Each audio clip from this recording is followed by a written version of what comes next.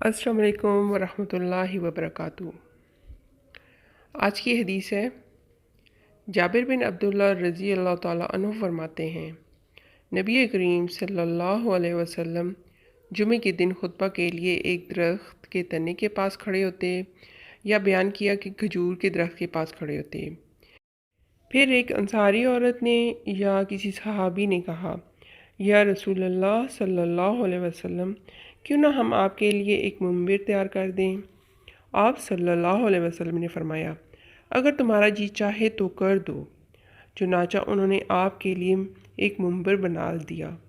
جب جمعے کا دن ہوا تو آپ اس منبر پر تشریف لے گئے۔ اس پر اس کھجور کے تنے سے بچے کی طرح رونے کی آواز آنے لگی۔ نبی کریم صلی اللہ علیہ وسلم اس منبر سے اترے اور اسے اپنے گلے سے لگا لیا، جس طرح بچوں کو چپ کرنے کے لیے لوریاں دیتے ہیں۔ نبی کریم صلی اللہ علیہ وسلم نے بھی اسی طرح اسے چپ کرایا۔ پھر آپ صلی اللہ علیہ وسلم نے فرمایا کہ یہ تنا اس لیے رو رہا تھا کہ وہ اللہ کے اس ذکر کو سنا کرتا تھا جو اس کے قریب ہوتا تھا۔ صحیح بخاری حدیث نمبر 3584۔ اس کے ساتھ ہی مجھے اجازت دیں۔ السلام علیکم ورحمۃ اللہ وبرکاتہ۔